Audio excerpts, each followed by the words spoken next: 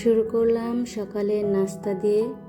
তো আজকে সকালে রুটি আর হালুয়া দিয়ে নাস্তা করব। আর এইদিকে মিনালের জন্য ডিম ভেজে দিয়েছি, সে হালুয়া দিয়ে রুটি পছন্দ করে না। তো এই তো সকালের নাস্তা শেষ করে চলে এসেছি দুপুরে রান্না করতে। আসসালামু আলাইকুম, সবাই কেমন আছেন? আমরা আলহামদুলিল্লাহ আল্লাহ তাআলার অশেষ রহমতে ভালো আছি। অনেক দিন পর একটি ভিডিও নিয়ে চলে এলাম। নতুন একটি ভিডিওতে সবাইকে স্বাগতম জানাচ্ছি। তো আমি আজকে মুরগিটা রান্না করব শুকনো মরিচ এভাবে আমি ব্লেন্ড করে দিব। অনেকে পাটায় বেটে দিতে পারেন, তো আমি ব্লেন্ড করে দিব। এটার সাথে অল্প একটু পেঁয়াজ দিয়েছি। এই তো এইভাবে দিলে বাটা মশলার একটা স্বাদ তরকারিতে আসে আর খেতে খুবই ভালো লাগে। সিম্পল একটি মুরগির তরকারি রান্না করছি, আশা করি আপনাদের ভালো লাগবে। তো দেখতে থাকুন কিভাবে রান্না করি।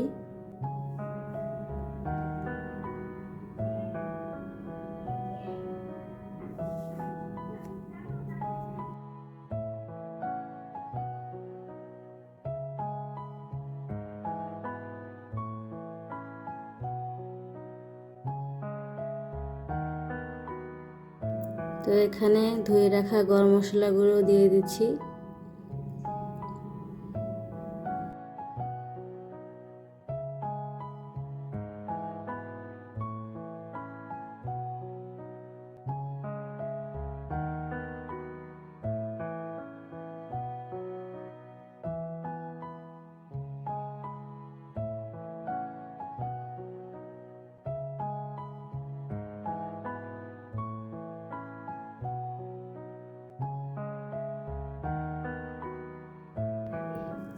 এইবার আমি আদা বাটা রসুন বাটা দিয়ে দিব।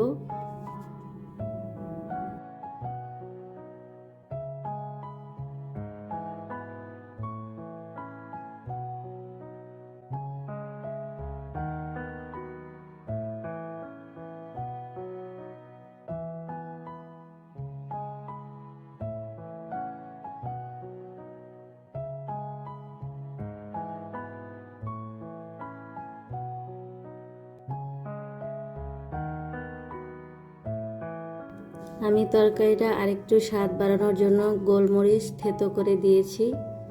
এটা আপনারা চাইলে দিতে পারেন, আবার নাও দিতে পারেন। তো এতে করে তরকারিতে আলাদা একটা ফ্লেভার আসবে। এই তো এবার আমি এর মধ্যে লবণ দিয়ে দিচ্ছি, আর বাকি মশলাগুলো আমি একে একে দিয়ে দিব।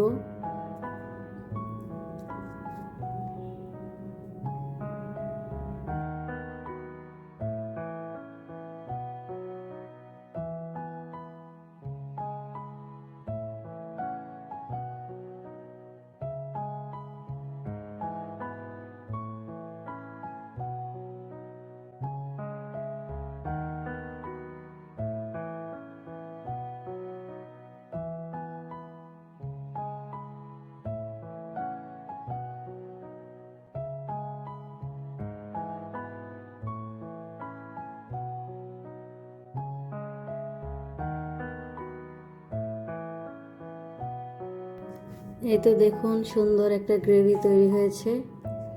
এই পর্যায়ে আমি মুরগির মাংসটা দিয়ে দিব।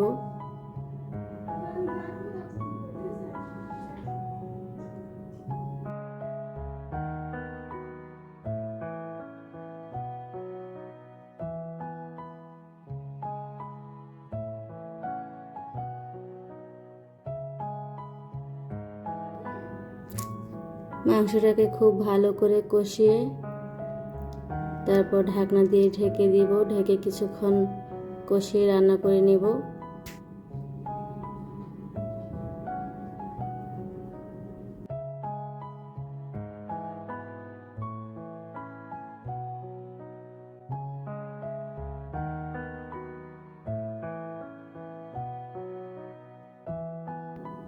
এই তো দেখুন কি সুন্দর কষানো হয়ে গিয়েছে।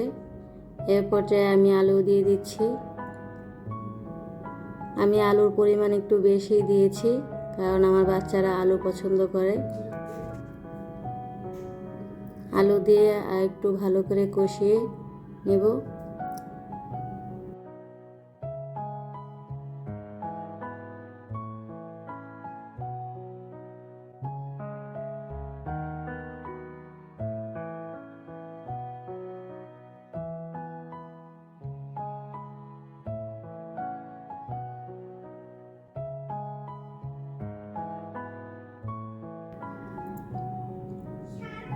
এইবার আমি এর মধ্যে গরম পানি দিয়ে দিয়েছি।